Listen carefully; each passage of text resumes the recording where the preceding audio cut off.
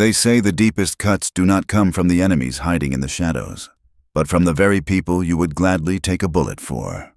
I was about to learn the hard way that my own flesh and blood had been holding the gun the entire time. My name is Arthur. I am 68 years old, and if you look closely at my hands, you will see the ghosts of 40 years of hard labor permanently etched into the deep creases of my skin. For 4 decades, I ran a small, independent auto repair shop on the gritty east side of town. It was definitely not glamorous work. My life was defined by aching knees, a permanently bruised lower back, and the constant, inescapable scent of motor oil and burnt rubber that lingered on my clothes no matter how many times I washed them. But it was honest work. Every stripped bolt I wrestled with, every complex transmission I rebuilt, every freezing winter morning spent shivering underneath a rusted chassis meant I could put food on our table. More importantly, it meant I could build a towering wall of financial security around my family. Over those 40 years, squirreling away every extra dime, denying myself vacations and new clothes, I managed to build a comfortable nest egg, $200,000.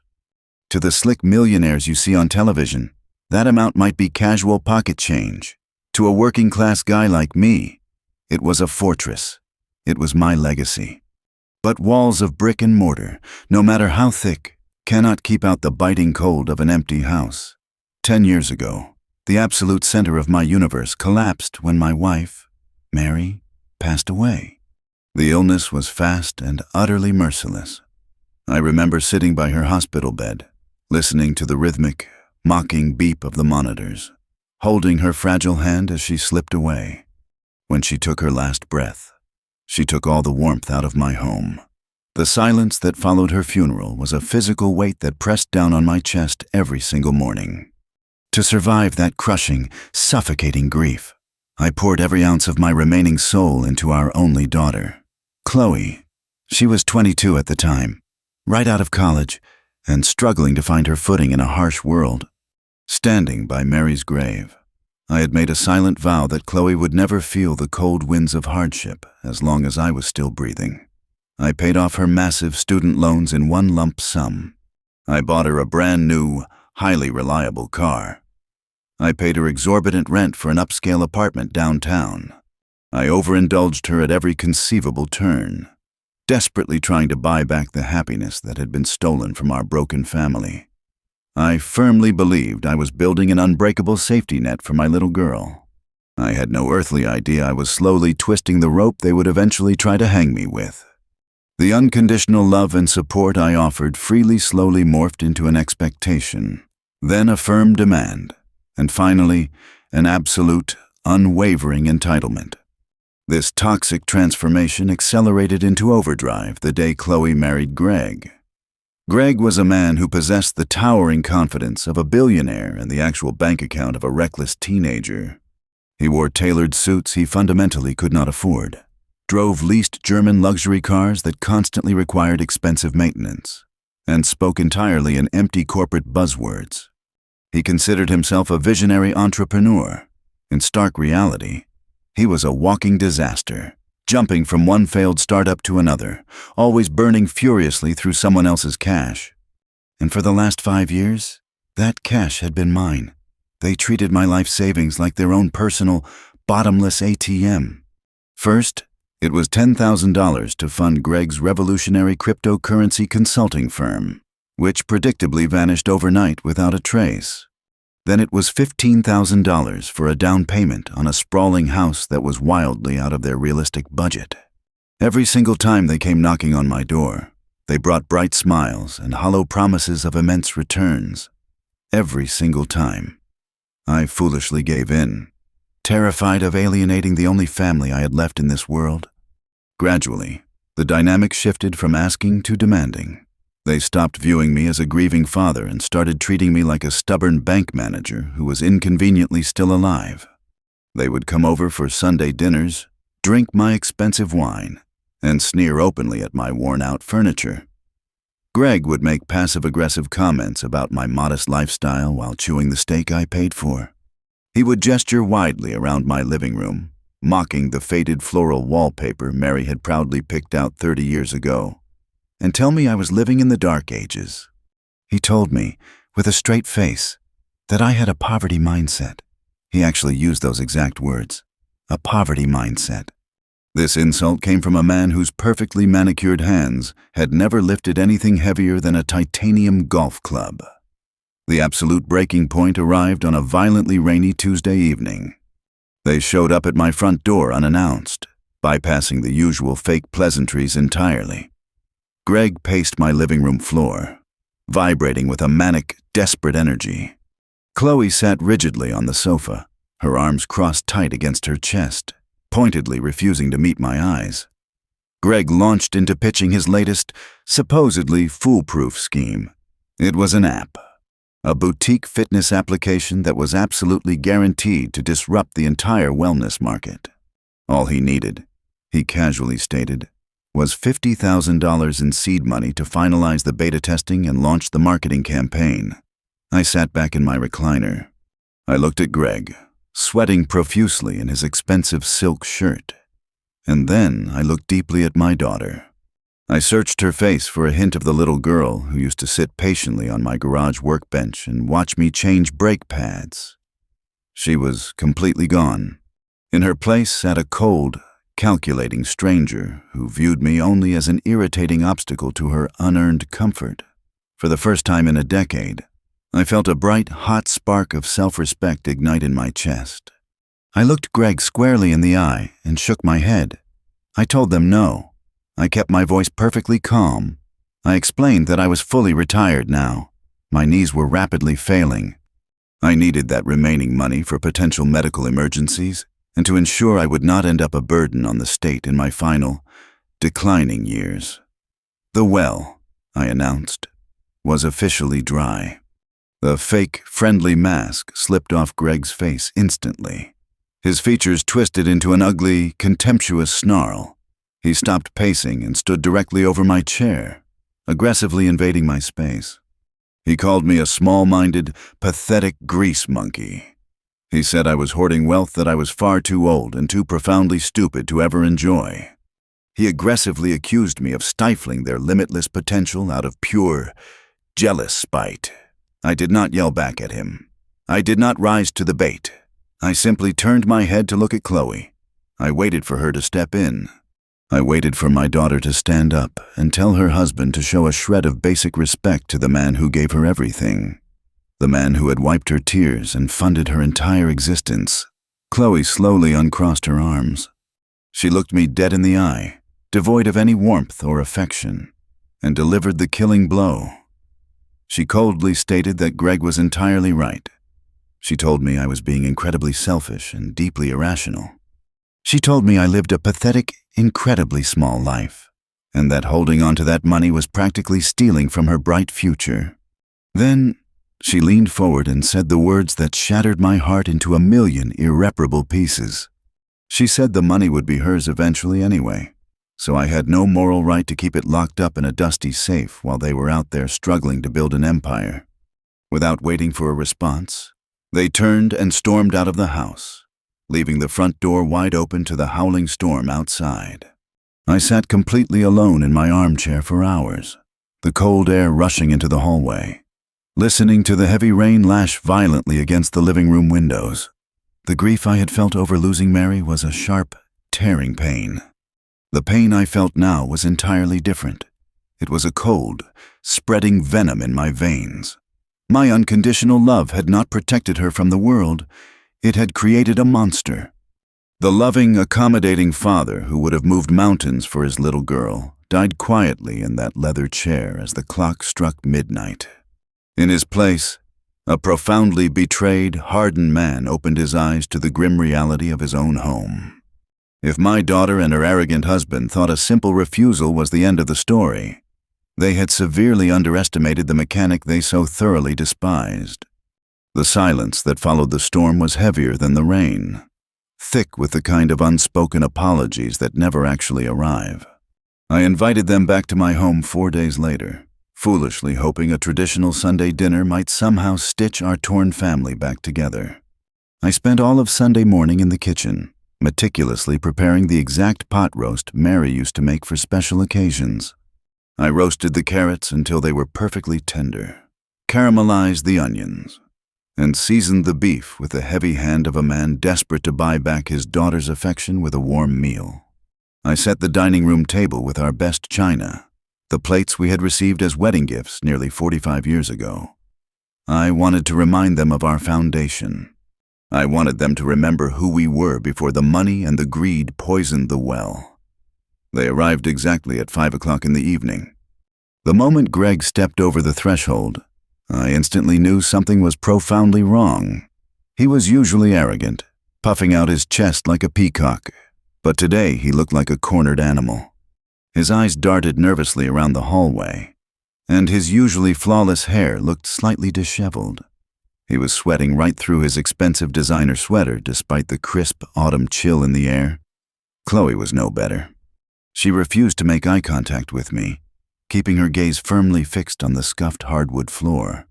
Her hands trembled slightly as she handed me a cheap bottle of red wine, a stark contrast to the premium vintages they usually demanded I open. Dinner was an excruciatingly agonizing affair. The clinking of silverware against porcelain echoed like gunshots in the suffocating quiet. I tried to initiate casual conversation, asking about the weather and their week, but my attempts were met with monosyllabic grunts or abrupt changes of subject. Greg constantly checked his expensive watch, his leg bouncing furiously under the heavy oak table. He ate practically nothing, merely pushing the roasted vegetables around his plate in endless, frantic circles. Chloe drank 3 glasses of wine in rapid succession, her face pale and drawn. The vibrant, confident woman who had cruelly berated me just 4 days prior was entirely gone, replaced by a hollow shell vibrating with pure, unadulterated panic. I convinced myself they were simply ashamed of their atrocious behavior on Tuesday. I believe the awkwardness was the uncomfortable preamble to a heartfelt apology. I was a foolish, naive old man. When the excruciating meal finally concluded, I stood up to clear the heavy plates. I told them to relax in the living room while I prepared the coffee and sliced the cherry pie I had baked for dessert. I carried the stacked dishes into the kitchen, the swinging door closing softly behind me. I filled the sink with hot, soapy water, taking a moment to breathe and steady my racing heart. Perhaps the pie would finally break the ice. Perhaps we could finally sit down like adults and find a path forward. I dried my weathered hands on a kitchen towel and walked back toward the living room to ask if they preferred cream or sugar. The room was completely empty.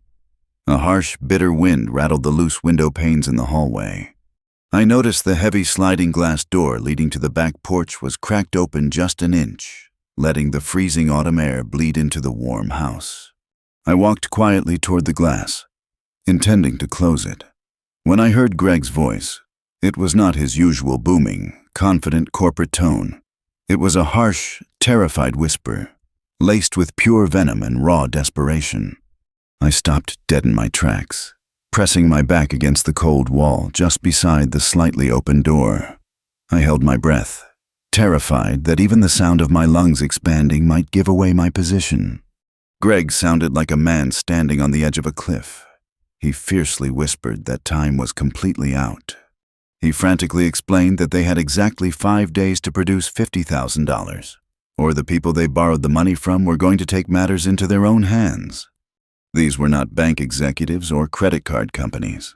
These were dangerous, completely unregulated private lenders operating in the dark, and they absolutely did not care about Greg's brilliant app ideas or his useless business degrees. They only cared about their cash, and they had made it violently clear what would happen to Greg's legs if the debt was not settled by Friday afternoon. My blood ran ice cold. The failed startup pitches, the desperate pleas for seed money, the sudden, aggressive turn in their behavior, it all instantly clicked into place. They were not trying to build an empire. They were drowning in a massive ocean of dangerous debt, and they were desperately trying to use me as their final, floating piece of driftwood. Then, my daughter spoke. Her voice was not trembling anymore. It was devoid of any panic, replaced by a chilling, calculating stillness that froze the very marrow in my bones. She told Greg to stop whining and pull himself together. She calmly stated that they were not going to let a bunch of street thugs ruin their lives when the absolute perfect solution was sitting just 20 feet away inside the house. She reminded him about the vintage, heavy iron floor safe hidden beneath the rug in my private study. I closed my eyes, feeling a wave of intense nausea wash over me. She knew exactly where I kept the money. I had shown her the combination on her 18th birthday, a foolish gesture of absolute trust from a father who believed his daughter was the purest thing in his world. Greg hesitated for a fraction of a second, his moral compass completely broken but still capable of a weak flutter. He nervously asked her if she was seriously suggesting they rob her own father. He pointed out that it was every single dime I had to my name. Chloe's response was the sharpest blade I have ever felt. She let out a short, cruel scoff. She coldly rationalized the ultimate betrayal by stating I was nearly 70 years old. She callously argued that I simply sat in my worn-out armchair all day, watching old television shows and tending to a useless patch of tomatoes in the backyard. I did not travel. I did not buy nice things. Therefore, I clearly did not need $200,000 gathering dust in a dark steel box. She then delivered the final, devastating justification. She smoothly claimed that the money was her rightful inheritance anyway. She told her husband it was completely ridiculous to wait for an old, stubborn man to finally die before they could claim what was destined to be theirs. She framed the theft not as a crime, but as an early withdrawal from a bank account she genuinely believed she owned. They would simply take the heavy duffel bag, slip into the study while I was asleep or distracted, empty the safe, and walk out the front door. I would not even notice it was gone until it was far too late, and by then, the terrifying lenders would be paid off, and they would be entirely safe. I stood frozen against the floral wallpaper, the sounds of the rustling autumn leaves masking the sound of my violently shattering heart. Every single sacrifice I had ever made for her flashed before my eyes. The freezing mornings under rusted cars, the skipped meals, the worn-out shoes I refused to replace so she could have brand new ones for the first day of school. I had bled for 40 years to build that fortress, and she was calmly plotting to burn it to the ground just to save the pathetic ego of a man who treated her like a prop. A profound, agonizing grief threatened to buckle my weak knees. I wanted to burst onto the porch, scream at the top of my lungs, and demand to know how the sweet little girl who used to hold my oily hand had mutated into this ruthless, terrifying monster. I wanted to shake her until she remembered who I was, but I did not move. I did not make a single sound. The intense wave of sorrow crested, broke, and washed away, leaving nothing behind but cold, hardened granite. The tears dried in my eyes before they could even fall. If I confronted them now, they would simply deny it. They would gaslight me, call me crazy, accuse me of losing my hearing in my old age, and then they would just find another, more subtle way to steal my life savings. Confrontation was the reaction of a victim, and I had absolutely no intention of being a victim in my own home. I was a mechanic. When an engine is fundamentally broken, you do not yell at it. You take it apart, piece by piece, and you rebuild it so it serves your purpose. I silently stepped away from the wall. I walked back into the bright, warm kitchen, the scent of the cherry pie now sickeningly sweet in the air. I looked at the heavy butcher knife resting on the cutting board. But violence is the tool of the desperate and the weak. I was neither. I was a patient man, and I was going to teach them a lesson they would remember for the rest of their miserable, pathetic lives. I poured the hot coffee into the ceramic mugs. I carefully sliced the pie, making sure the pieces were perfectly even. I arranged them on a silver tray with the steady, precise hands of a surgeon preparing for a delicate operation. I walked back into the living room just as the heavy glass door slid shut and they stepped back inside, plastering fake, painfully tight smiles onto their guilty faces. I smiled warmly back at them, playing the role of the oblivious, generous old father to absolute perfection. I handed my daughter a plate of pie, looking deeply into the eyes of the woman who planned to ruin me. My mind was already racing. calculating gears turning with the precision of a freshly oiled transmission. Building a trap so completely flawless they would eagerly walk right into it. They wanted the contents of my safe. I decided I was going to give it to them. The hardest part of realizing you are being hunted is pretending you do not see the wolves circling your own dinner table. I knew the clock was aggressively ticking toward Friday, which meant I had exactly 96 hours to set a trap so flawless it would snap shut before they even felt the cold steel.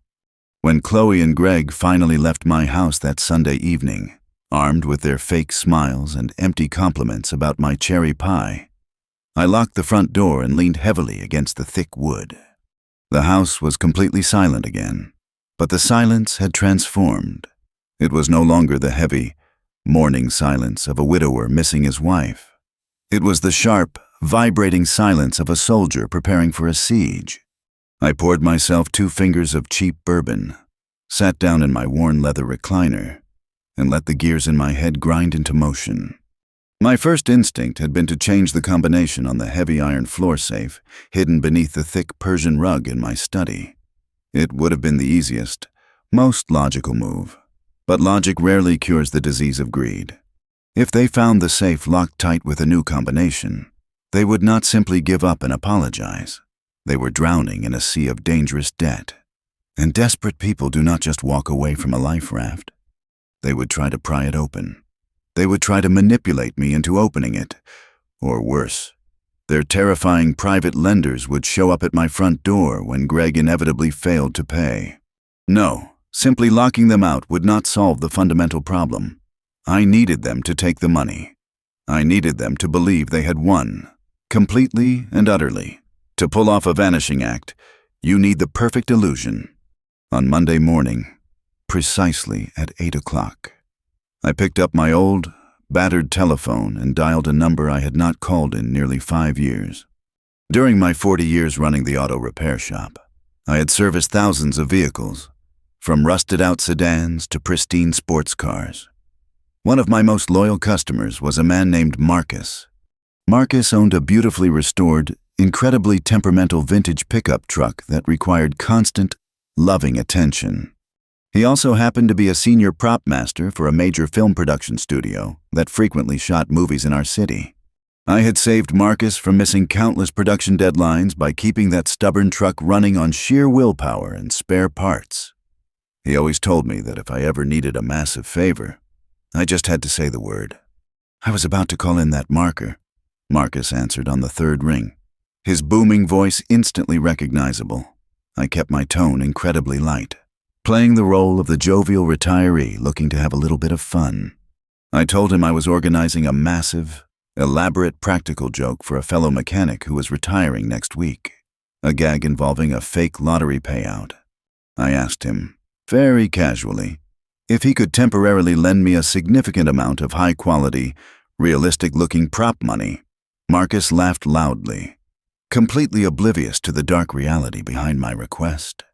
He told me he had just finished wrapping a major heist film the previous month and had stacks of the stuff sitting in the studio's secure storage vault. When I casually mentioned I needed it to look like a stockpile of $200,000, he whistled in surprise but did not hesitate. He owed me, and a prop master never forgets the man who keeps his engine purring. We met at a quiet diner on the outskirts of town just after noon. Marcus slid a heavy, black canvas duffel bag across the sticky vinyl booth. I unzipped it just enough to peek inside, my breath caught in my throat. The bundles of cash were absolutely stunning. They were banded together in thick stacks of $100 bills. The color of the ink was perfect. The heavy texture of the paper felt exactly right against my calloused fingertips. To the frantic, untrained eye of a desperate thief operating in the dark, they would look like pure salvation. But they were a masterclass in deception. Marcus proudly pointed out the crucial, legally mandated detail. Printed across the top and bottom of every single bill, replacing the standard treasury seal and formal declarations, were the tiny, unyielding words, "For motion picture use only." It was a federal crime to attempt to deposit or spend these bills, Marcus warned me with a chuckle, telling me to make sure my retired friend did not accidentally try to buy a boat with his prank money. I smiled warmly, thanked him profusely, and paid for our coffee. As I carried the heavy duffel bag to my car, my heart hammered against my ribs with a fierce, cold rhythm. The bait was officially secured. Tuesday morning arrived with a clear, bitterly cold sky. The house was entirely empty. I walked into my private study, pulled back the heavy Persian rug, and knelt on the hardwood floor. My knees ached in protest as I spun the cold brass dial of the floor safe.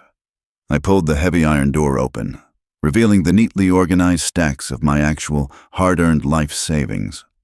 $200,000 in crisp, legitimate currency, the physical manifestation of 40 years of sweat, freezing winters, and sacrificed vacations. I carefully transferred every single real bill into a sturdy leather satchel. Then, I drove completely across town, deliberately avoiding my usual neighborhood and the local branch where the tellers all knew my name. I walked into a massive, heavily secured branch of a completely different national bank.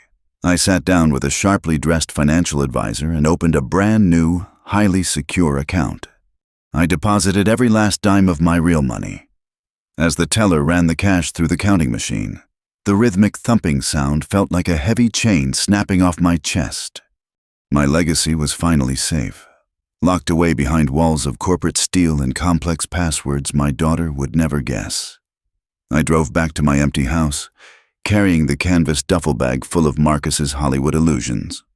I returned to my study and knelt beside the open floor safe once again, with the meticulous, loving care of an artist finishing his masterpiece. I began to stack the bundles of fake cash inside the dark iron cavity.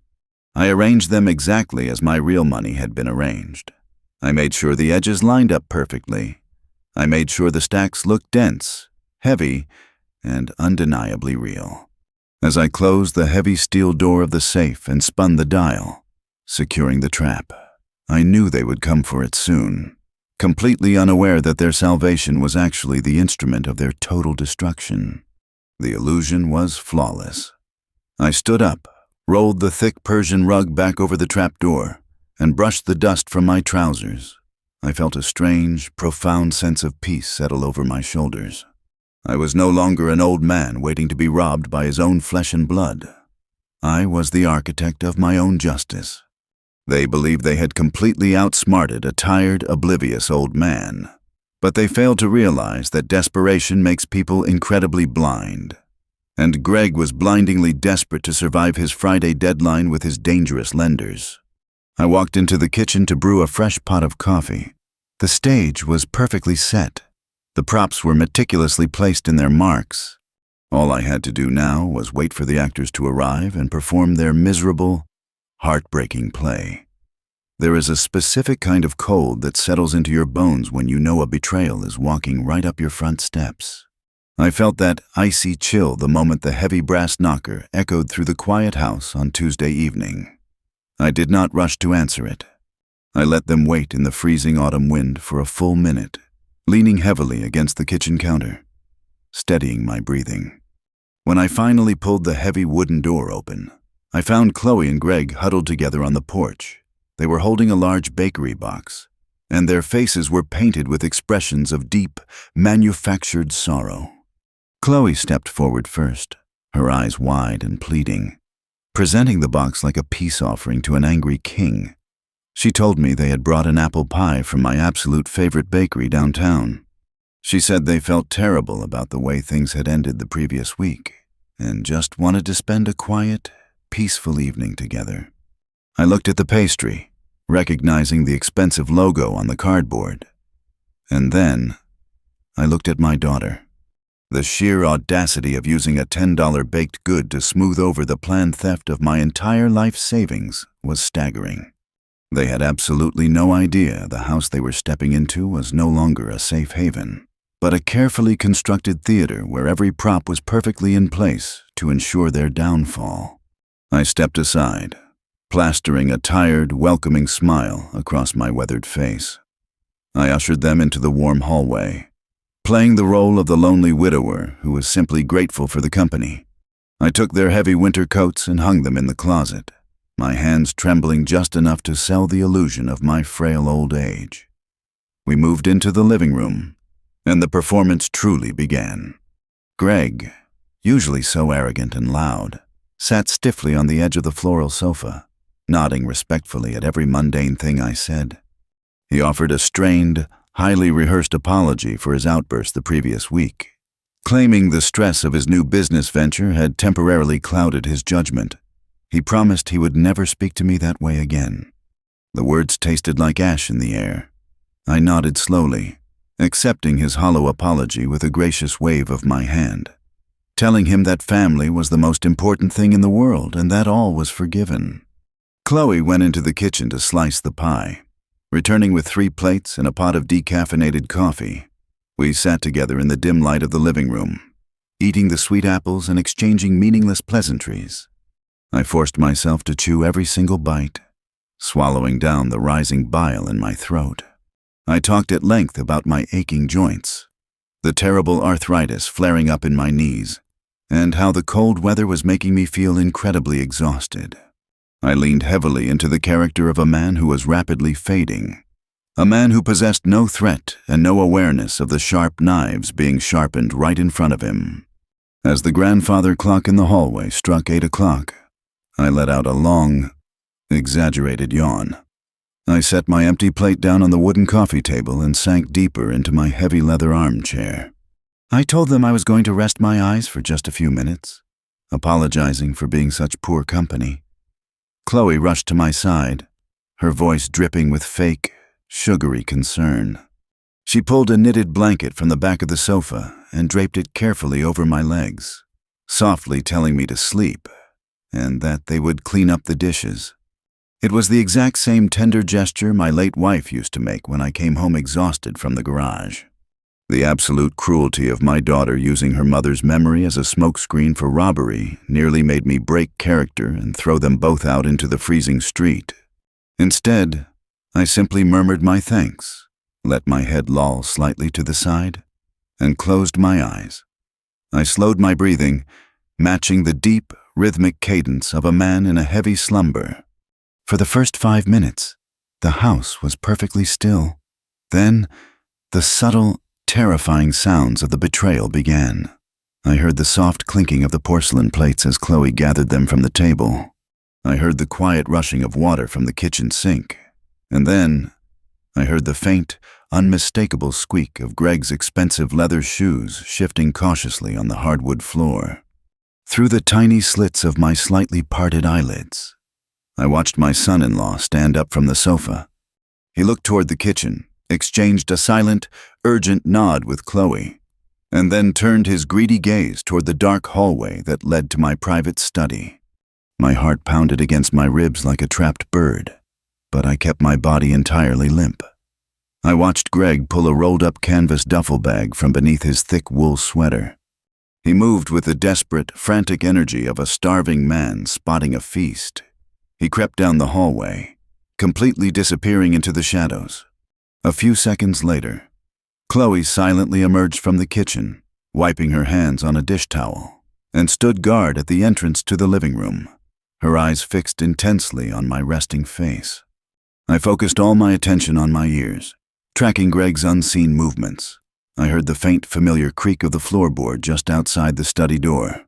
I heard the heavy Persian rug being dragged slowly across the polished wood. And then the sound I had been waiting for echoed down the quiet hallway. Click, click, click. It was the heavy brass dial of the floor safe spinning to the left, then to the right, unlocking the iron door. They had taken the bait. I wondered if Greg noticed the paper bands wrapped around the bundles felt slightly too crisp, or if his blinding, desperate panic had completely overridden his basic senses. I wondered if he even bothered to look at the faces printed on the bills in the dim light of the study, or if he just grabbed the stacks with both hands and shoved them into his bag as fast as humanly possible. A minute later, the heavy iron door of the safe clanged shut with a muted thud. The Persian rug was hastily slid back into place. Greg reappeared in the hallway, the canvas duffel bag now bulging and heavy by his side. His face was flushed crimson, and a manic, terrified triumph danced in his wide eyes. He gave Chloe a sharp, tight thumbs up. Chloe immediately turned back to me. She walked over to my armchair, leaned down, and kissed me gently on the forehead. It was a Judas kiss, cold and completely devoid of love. She whispered softly that they were leaving and would lock the door behind them. I did not stir. I did not flinch. I let her walk away with the man who was carrying what she believed to be my entire life. I listened to the front door open and click shut. I listened to the heavy deadbolt slide into place. I listened to the frantic, hurried footsteps echoing down the concrete walkway, followed by the roaring engine of Greg's luxury car speeding away into the freezing night. I remained in my armchair for a long time, the knitted blanket still resting heavily on my legs. The silence of the house returned, but the crushing weight of the betrayal finally settled onto my shoulders. I had known they were coming to steal from me, but actually watching my own flesh and blood execute the plan was a unique, agonizing kind of torture. A single, hot tear escaped the corner of my eye and tracked slowly down my weathered cheek. It was not a tear of fear, and it was certainly not a tear for the loss of the fake money. It was a final, mournful tear for the sweet little girl who used to hold my oily hands in the garage, the daughter who had officially died in my heart the moment she kissed my forehead to seal her own treachery. I wiped the tear away with the back of my hand.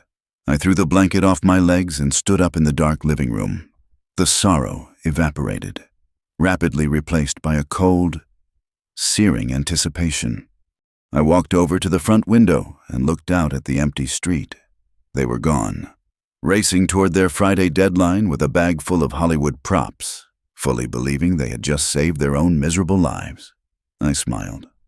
The trap was set. The mice had eagerly swallowed the poison, and now, all I had to do was wait for the agonizing, inevitable drop.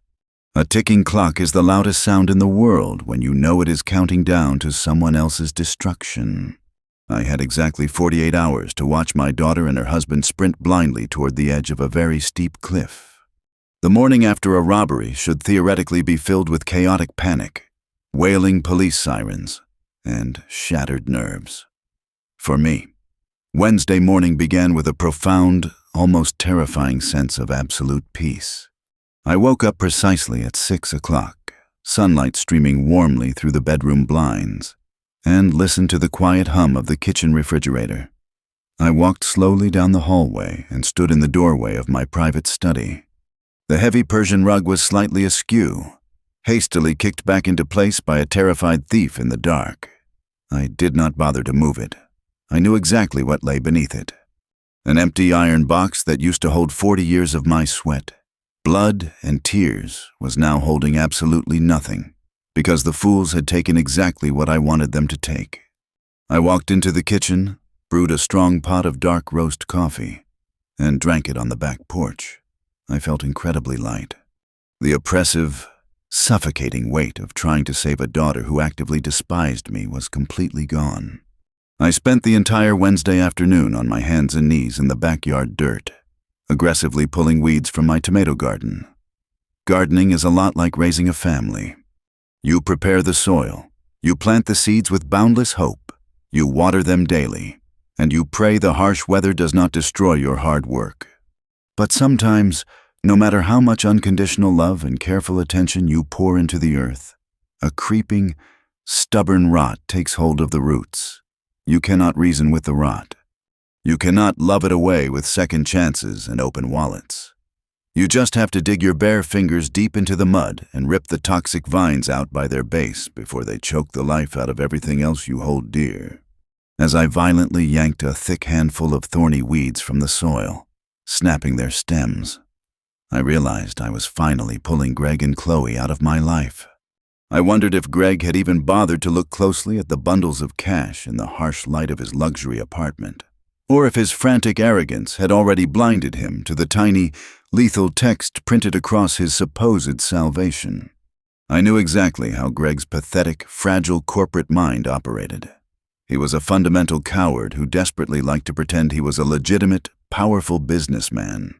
He would never dare walk into a dark alley or a shady warehouse to hand over a duffel bag full of $200,000 to dangerous, violent loan sharks. He would be absolutely terrified of being robbed or assaulted by the very people he owed. No, Greg would want the perceived safety of bright fluorescent lights, security cameras, and polished marble counters. He would insist on depositing the cash into a major bank account and immediately wiring the funds to his creditors, foolishly believing a clean, digital paper trail would legitimize his cowardly escape. He probably thought the bank tellers would be incredibly impressed by a young visionary depositing such a massive sum of physical money. They thought they had successfully severed the strings I held them by, completely unaware that I had simply tied those strings directly to a much larger, far more unforgiving trap. Thursday dragged by with the agonizing, heavy slowness of thick molasses.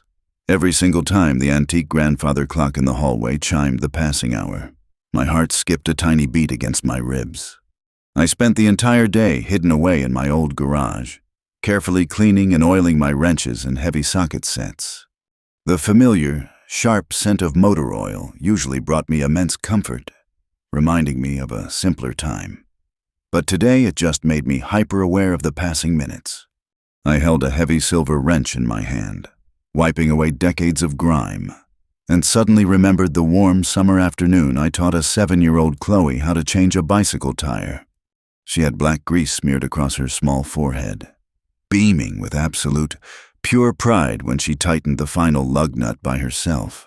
I had to force that beautiful, painful memory out of my mind. That innocent little girl was a ghost. The callous woman she had become was currently sitting in a downtown apartment, staring greedily at a pile of worthless movie props, fully believing she had outsmarted the old grease monkey who gave her everything. Friday morning finally arrived. The ultimate deadline. The specific day the dangerous men expected their $50,000, or they would start breaking Greg's expensive bones. The air inside my house felt thick, heavily charged with the invisible electricity of an approaching, violent thunderstorm. I did not go out to the garden. I did not go into the garage. I sat directly in my worn leather armchair in the living room, a ceramic cup of lukewarm black coffee resting precariously on my knee. I took my old, battered telephone off the wall hook and placed it directly in the center of the wooden coffee table. Right in front of me. The waiting was a unique, agonizing kind of torture. It was a tightrope walk between deep, lingering paternal anxiety and a cold, calculating anticipation for justice. I watched the red second hand on the wall clock sweep in endless, mocking circles. 8 o'clock passed. 9 o'clock passed. The financial institutions downtown were officially open for business. The tellers were standing at their stations, sipping their morning lattes. The heavy, automated counting machines were powered on and ready to process the morning deposits. I closed my eyes and vividly pictured Greg and Chloe walking aggressively through those heavy glass doors. I pictured them carrying that canvas duffel bag, practically vibrating with the arrogant thrill of their successful midnight heist. I pictured Greg puffing out his chest, stepping confidently up to the teller window, and casually sliding those meticulously banded stacks of fake $100 bills across the polished counter. I knew he would have to fill out a currency transaction report because the amount was well over $10,000, formally tying his own name and signature to a massive federal crime. I pictured the absolute, crushing silence that would fall over the bustling bank the very moment the experienced teller read the tiny, fatal words printed on the face of the first bill. I sat perfectly still in my armchair, staring intently at the plastic telephone. I did not turn on the television to watch the morning news. I did not play the radio. I needed the house to be absolutely silent so I would not miss a single ring. The elaborate trap had been flawlessly constructed. The poisoned bait had been greedily swallowed. The jagged jaws of the steel trap were currently hovering right above their exposed necks. I just needed the phone to ring to officially confirm the magnificent, deafening snap. A ringing telephone can sound exactly like a fire alarm when you know the building is already burning down. The piercing shriek of the plastic receiver shattered the suffocating silence of my living room precisely at 10 o'clock on Friday morning. I did not jump. My pulse did not race. I simply sat in my worn leather armchair, watching the beige plastic instrument vibrate against the wooden coffee table. I let it ring 3 times. I let it ring 4 times. I wanted the frantic, suffocating panic on the other end of the line to marinate in the dead air. I wanted them to feel the terrifying isolation of a shrinking cage. On the 5th ring, I finally reached forward with a perfectly steady, calloused hand and lifted the receiver to my ear. I did not say hello. I simply breathed into the mouthpiece. Instantly, a chaotic symphony of pure, unadulterated terror exploded through the tiny speaker. It was Chloe. She was not crying. She was hyperventilating, drawing in ragged, jagged breaths of air like a drowning victim fighting the ocean current. In the background behind her frantic gasping, I could hear the distinct, echoing acoustic signature of a massive downtown financial institution. I heard the sharp, authoritative voice of a security guard shouting an order. I heard the frantic murmurs of a gathered crowd. Her voice cracked violently as she screamed my name. She demanded to know what I had done. She shrieked that they were trapped inside the main branch of the bank, and the heavy security doors had automatically locked. I kept my voice incredibly low and calm, a stark contrast to her hysterical breakdown. I politely asked her what she was talking about, playing the role of the confused, innocent senior citizen who was simply enjoying a quiet Friday morning at home. That was all it took for the dam to burst. The arrogant, calculating woman who had ruthlessly plotted to steal her father's entire future completely crumbled. Through a torrent of ugly, gasping sobs, the entire miserable story spilled out into my living room. She and Greg had walked confidently into the bank just after 9 in the morning, carrying the heavy canvas duffel bag. They had foolishly bypassed the standard teller lines and demanded to speak directly with the branch manager, proudly declaring they had a massive cash deposit to make and an urgent wire transfer to initiate. They were escorted into a plush, glass-walled office. Greg, puffing his chest out with unearned pride, hoisted the heavy bag onto the manager's polished mahogany desk and unzipped it, revealing the dense stacks of $100 bills. Chloe sobbed into the phone, her voice dropping into a desperate, terrified whisper. She said the manager had smiled politely, completely impressed by the sheer volume of the currency. He had reached into the bag, pulled out the first thick bundle, and snapped the paper band. He had begun to feed the crisp bills into the heavy electronic counting machine sitting on the edge of his desk. I closed my eyes, a fierce, dark satisfaction warming my chest. I could picture the exact moment the illusion shattered. Chloe screamed that the machine immediately rejected the bills, spitting them out with a harsh, red error light. The manager had frowned, picked up the rejected cash, and held it up to the bright fluorescent lighting of the office. It took him exactly 3 seconds to read the bold, unforgiving text printed across the top margin. For motion picture use only. The blood had instantly drained from the manager's face. He had quietly excused himself from the room, leaving the counterfeit cash on the desk. Less than a minute later, the heavy steel security grills dropped over the main entrance doors of the bank, and 2 armed security guards stepped directly in front of the glass office, blocking their only exit. My daughter was officially trapped. Attempting to deposit or launder $200,000 in highly realistic counterfeit currency is not a minor misunderstanding. It is a massive, severe federal offense. The manager had immediately called the local police and the federal authorities, who treat the distribution of fake money with absolute, merciless aggression. The police cruisers were already pulling up to the curb outside the bank, their blue and red lights flashing through the large glass windows. Then came the audacity. The sheer, breathtaking entitlement that had poisoned her entire soul reared its ugly head one final time. She did not confess to the robbery. She did not apologize for sneaking into my private study like a common thief in the night.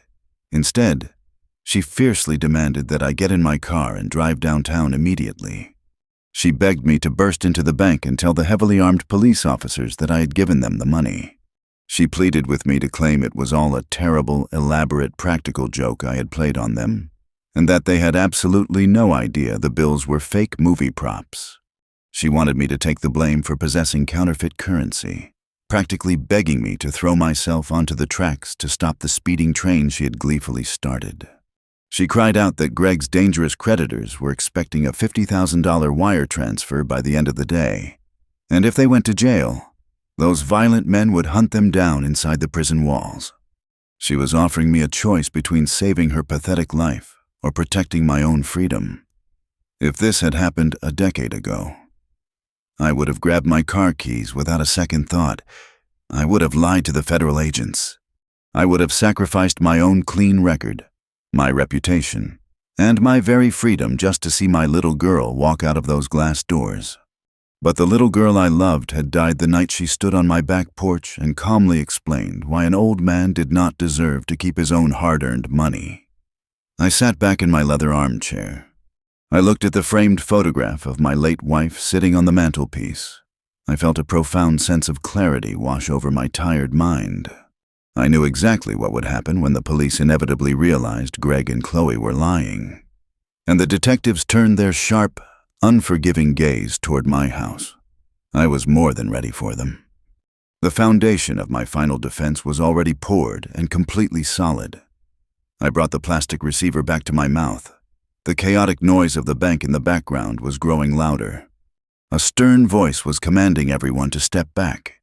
The authorities had breached the building. Chloe shrieked my name one last time, begging for her father to save her from the terrifying consequences of her own actions. I kept my voice steady, cold, and completely devoid of any paternal warmth. I told her I had absolutely no idea what she was talking about. I stated clearly and firmly that the money secured safely in my vault was entirely legitimate. I told her that if she and her husband were currently sitting in a bank holding a bag full of illegal, counterfeit bills, that was a dangerous problem of their own making. She gasped, the horrifying realization finally slamming into her chest. She realized, in that singular, agonizing moment, that the old, naive grease monkey had seen the wolves coming from a mile away and had happily opened the gate to the slaughterhouse. Before she could utter another sound, before she could curse my name or beg for mercy, I pulled the receiver away from my ear. I placed it firmly down on the base, cutting the connection with a sharp, final click. The silence rushed back into my living room, wrapping around me like a warm, heavy blanket. The fire alarm had finally stopped ringing, and I simply sat in my chair, sipping my lukewarm coffee, completely content to let their entire miserable world burn to ashes. Waiting for the authorities to knock on your front door is usually a terrifying ordeal for a guilty man. But for an architect watching his flawless trap finally spring shut, it is a moment of pure, electric anticipation. I knew they were coming, and I knew exactly how I was going to completely dismantle the last remaining thread of my daughter's desperate alibi. It took exactly 2 hours and 15 minutes from the moment I hung up the telephone for the heavy, authoritative pounding to echo through my quiet hallway. I took a deep, steadying breath, wiped a practiced, weary hand across my eyes to make them look slightly red and tired, and walked slowly toward the front door. I unlocked the heavy deadbolt and pulled the wooden door open. 2 men stood on my concrete porch. They were not wearing the standard blue uniforms of local patrol officers. They wore sharp, dark suits, and their faces carried the grim, hardened expressions of men who spent their entire careers dealing with serious federal crimes. The taller of the two, a broad-shouldered man with a neatly trimmed gray mustache, held up a leather wallet, displaying a shiny gold shield. He introduced himself as Detective Reynolds and his younger, sharp-eyed partner as Detective Vance. They asked, in a tone that was polite but completely non-negotiable, if they could step inside to ask me a few urgent questions regarding my daughter. I instantly clutched the doorframe, letting my knuckles turn white. I let my mouth fall open slightly, expertly widening my eyes in a display of profound, terrified shock. I stammered, asking them if Chloe had been in a car accident, if she was in the hospital, and if my little girl was safe. It was the performance of a lifetime, fueled by 40 years of genuine paternal anxiety that I simply twisted to serve my new, hardened purpose. Detective Reynolds quickly raised his hands in a calming gesture. He assured me she was completely unharmed physically, but that she and her husband, Greg, were currently in federal custody down at the main precinct. He asked again to come inside. I nodded frantically, stepping back to let the two large men into my modest hallway. I led them into the living room, gesturing toward the floral sofa with a trembling hand while I sank heavily into my worn leather armchair. I offered them coffee or water, my voice cracking perfectly on the words. But they both politely declined. Detective Vance pulled out a small notepad, clicking his silver pen, while Reynolds took the lead. The tall detective leaned forward, clasping his hands together. He looked at me with a mixture of professional scrutiny and genuine pity. He explained that just after 9 o'clock that morning, Chloe and Greg had attempted to deposit a staggering sum of cash into a downtown financial institution. $200,000, to be exact. He paused, letting the massive number hang heavily in the quiet air of my living room. Then, he delivered the killing blow. He explained that every single bill in their possession was highly realistic, movie-quality counterfeit currency. I let out a sharp, ragged gasp. I covered my mouth with both hands, shaking my head vigorously from side to side. I pushed myself up from the armchair, pacing the small space between the coffee table and the television set, muttering under my breath about how that was completely impossible. I played the role of the devastated, bewildered senior citizen to absolute perfection. I told them my daughter was a good girl, well-educated, and that she would never, ever involve herself in something as dark and dangerous as a massive counterfeiting ring. Detective Vance stopped writing and looked up from his notepad. His sharp eyes narrowed slightly. He stated that this was exactly why they were here. He told me that when the federal agents had separated the couple in the interrogation rooms, they both frantically told the exact same highly specific story. They claimed they had not manufactured the fake bills, nor had they acquired them from a criminal syndicate. They pointed their desperate fingers directly at me. They told the detectives they had sneaked into my private study late Tuesday evening, opened my heavy iron floor safe, and stolen my entire life savings. They were aggressively insisting that the fake money belonged to me, and that they were simply innocent victims of my bizarre hoarding of illegal movie props. I stopped pacing. I stood perfectly still in the center of the living room, staring blindly at the detectives. I let a long, suffocating silence stretch between us. I needed them to see the utter confusion and deep, agonizing heartbreak washing over my weathered face. I needed them to believe that the very idea of my daughter robbing me was a jagged knife twisting in my chest. Then, I slowly shook my head. I let out a hollow, tragic laugh that contained absolutely no humor. I looked Detective Reynolds squarely in the eye and told him that my daughter and her husband were drowning in a massive ocean of dangerous debt.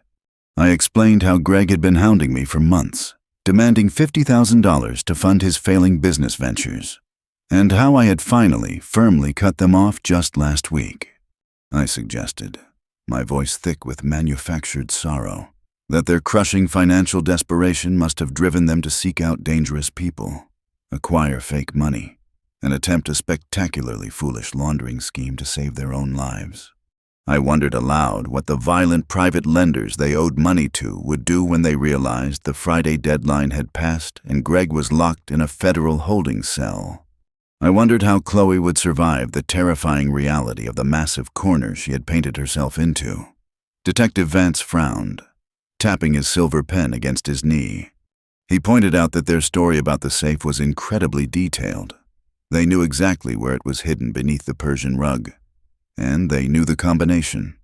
He asked me, very gently, if it was at all possible that I had counterfeit money in my home. This was the exact moment the jaws of the steel trap snapped completely shut, severing Chloe's alibi from reality. I did not argue with them. I did not raise my voice in defensive anger. I simply asked them to follow me down the hallway. I led the two detectives into my private study. I knelt on the hardwood floor, my old joints popping loudly, and pulled back the heavy rug. I spun the brass dial, Opening the empty iron floor safe, I showed them the bare, dusty metal interior. I explained that, yes, my daughter absolutely knew the combination. And yes, I had kept my life savings inside that very box for nearly 2 decades. Then, I stood up and walked over to my heavy oak desk. I opened the top drawer and pulled out a crisp, pristine manila folder. I handed it directly to Detective Reynolds. I told them that after my explosive argument with Greg and Chloe the previous week, I had felt incredibly unsafe in my own home. I told them I was terrified they might try to take the money by force. So, I took completely legal, verifiable action to protect myself. Detective Reynolds opened the folder. Inside were the freshly printed, officially stamped bank statements from the highly secure financial institution across town. I pointed a calloused finger at the specific date and the specific time printed in bold black ink. Tuesday morning, precisely 10 o'clock in the morning. A full 10 hours before Chloe and Greg ever set foot on my front porch with their fake smiles and their poisoned cherry pie. I explained that on Tuesday morning, I had personally removed all $200,000 of my legitimate, hard-earned currency from that iron safe. I had driven across town, sat down with a licensed financial advisor, and deposited every single real, verified $100 bill into a brand new, highly secure account. The bank's heavy electronic counting machines had processed my money without a single error, proving beyond a shadow of a doubt that my life savings were absolutely authentic. I looked at the 2 detectives, my eyes brimming with unshed tears of a deeply betrayed father. I told them that if Chloe and Greg sneaked into my home on Tuesday night, they had opened an entirely empty safe. Whatever heavy duffel bag they carried into that downtown bank on Friday morning, they had brought it with them. They were simply using my empty safe and my name as a pathetic, desperate scapegoat to cover up their own massive federal crime. The 2 experienced detectives stared at the legitimate bank statements, the undeniable, concrete timeline, printed right before their eyes. The undeniable proof that I had legally secured my actual money hours before the alleged robbery took place completely shattered Chloe's frantic story. It painted my daughter and my son-in-law not as innocent thieves who accidentally stole fake cash, but as desperate, calculating liars caught absolutely red-handed trying to launder massive amounts of counterfeit currency, who were now cowardly trying to frame an innocent, grieving old man to save their own skins. Detective Reynolds slowly closed the manila folder and handed it back to me. His professional skepticism had completely evaporated, replaced by a look of profound disgust for the 2 people sitting in his holding cells downtown. He placed a heavy, comforting hand on my shoulder. He sincerely apologized for bringing such devastating darkness to my doorstep, and assured me that I would not be bothered by this investigation again. I walked them back down the hallway and watched them step out into the crisp afternoon air. As I closed the heavy wooden door and slid the deadbolt securely into place, the manufactured sorrow vanished from my face entirely. I stood alone in my quiet, peaceful house, holding the manila folder that had just guaranteed my daughter a very long stay in a federal penitentiary. The heavy, metal clang of a federal detention door slamming shut is a sound that echoes in your soul forever, especially when it is locking away your own flesh and blood. It is the final, undeniable punctuation mark on a story of absolute, devastating betrayal. For 3 long weeks, my house was a sanctuary of complete, uninterrupted peace. The local news channels picked up the story of the foolish young couple caught trying to launder a massive sum of Hollywood prop money at a downtown bank, but my name was never mentioned. The authorities had kept my involvement completely classified, viewing me merely as the tragic, innocent victim of a false accusation. Behind closed doors, however, the reality of Chloe and Greg's situation was rapidly deteriorating into a spectacular nightmare. I received a brief, formal phone call from Detective Reynolds informing me that they had been denied bail. The federal judge considered the sheer volume of the counterfeit currency, $200,000, to be a severe flight risk. But I knew the real reason they were begging to stay behind bars. Once the news of their arrest hit the streets, Those dangerous, violent private lenders they owed $50,000 to completely vanished into the shadows to avoid federal scrutiny. The loan sharks could not touch them inside the holding cells, but the crushing debt was still waiting for them on the outside, a ticking time bomb that would haunt them the moment they ever tasted freedom again. I often wondered how long Greg's fragile ego would survive before he completely turned on his wife to secure a plea deal, and whether Chloe would finally realize the man she threw her father away for was nothing but a cowardly, sinking ship. I did not attend their arraignment. I did not hire them a lawyer. I simply let the massive, unforgiving gears of the federal justice system slowly grind them down. But there was one final piece of business I needed to attend to before I could truly close this dark chapter of my life. On a crisp Tuesday morning, exactly 1 month after the attempted robbery, I drove downtown to the county correctional facility where Chloe was temporarily being held before her inevitable transfer to a federal penitentiary.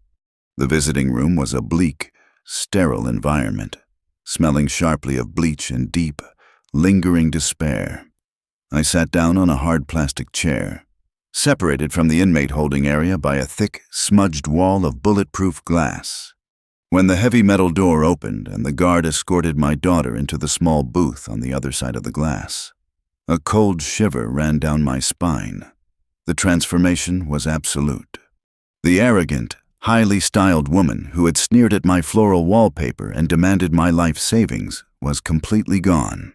In her place sat a pale, trembling shell of a human being, wearing an oversized, faded orange jumpsuit. Her hair was unwashed and pulled back into a messy knot. Her eyes were sunken, shadowed by dark, heavy bags of absolute exhaustion and sheer terror. She picked up the heavy black telephone receiver on her side of the glass. Her hand was shaking so violently she could barely hold it to her ear. I picked up my receiver, holding it perfectly steady. She did not say hello.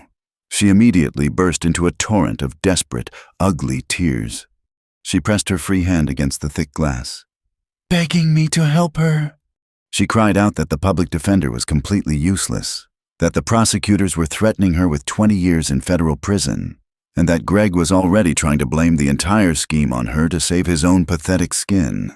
She pleaded with me to tell the judge the truth, to say I had given them the money as a prank, to do whatever it took to get her out of that concrete hell. I sat perfectly still. I let her weep. I let her beg.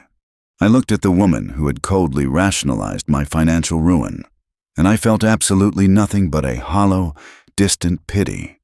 When her sobs finally broke down into exhausted, ragged gasps, I spoke. My voice was calm, incredibly quiet, and utterly devoid of the unconditional love she had abused for a decade. I told her I was not there to save her. I told her I was there to explain exactly why she was sitting in a cage. Her weeping instantly stopped. She stared at me through the smudged glass, her eyes wide with a sudden, horrifying realization. I leaned forward, my voice dropping to a harsh, unforgiving whisper. I told her about the slightly open sliding glass door on Sunday evening. I repeated, word for perfect word, the conversation she had with her husband on my back porch.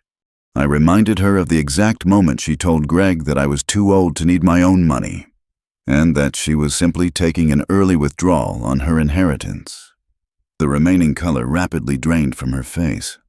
Her mouth opened, but no sound came out. She looked like she had just been struck by lightning.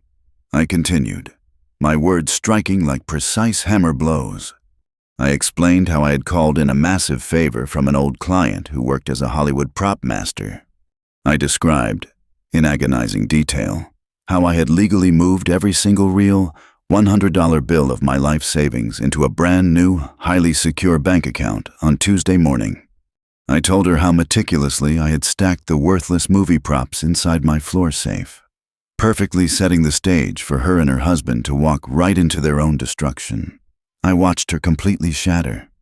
The pure, terrifying weight of the truth finally crushed the last remaining breath from her lungs. She realized she had not been outsmarted by a bank teller or a faulty counting machine. She had been methodically, flawlessly destroyed by the very man she believed was too stupid to see her betrayal.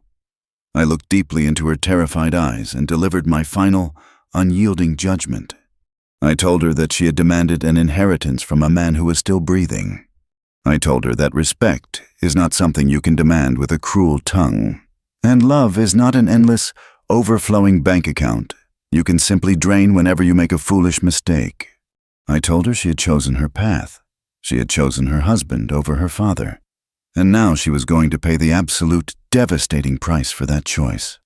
She began to scream. It was a guttural, primal sound of pure agony and absolute defeat. She slammed her hands against the bulletproof glass, begging for forgiveness, screaming that she was sorry, pleading for me not to walk away. I stood up from the hard plastic chair. I placed the black telephone receiver gently back onto its metal cradle, instantly silencing her hysterical screams. I looked at her one last time, turned my back on the glass partition, and walked toward the heavy exit doors without ever looking back. When I pushed the double doors open and stepped out onto the wide concrete steps of the courthouse, the bright midday sunshine washed over my face. The cold, crisp autumn air filled my lungs, and for the first time in 10 years, I took a deep, completely unburdened breath. The suffocating ghost of my daughter's greed, the heavy, lingering mourning of my late wife, and the constant, crushing anxiety of protecting my legacy from thieves were entirely gone. I walked to my car with a light, easy stride. My knees barely even ached. I had $200,000 sitting safely in an untouchable fortress, and a whole wide world waiting to be explored by a retired mechanic who finally understood the true value of freedom. I decided right then and there to book a first-class ticket to a beautiful, warm island where the oceans are crystal clear and the past cannot reach you. The engine of my life was finally running perfectly, and the road ahead was wide open. Thank you all so much for watching this story. If this journey resonated with you, please hit that like button, subscribe to the channel, and share this video with someone who truly appreciates a deeply satisfying ending. Do not forget to hit the hype button so this video reaches more viewers exactly like you. And please, leave the comment karma down below to let me know you made it to the very end.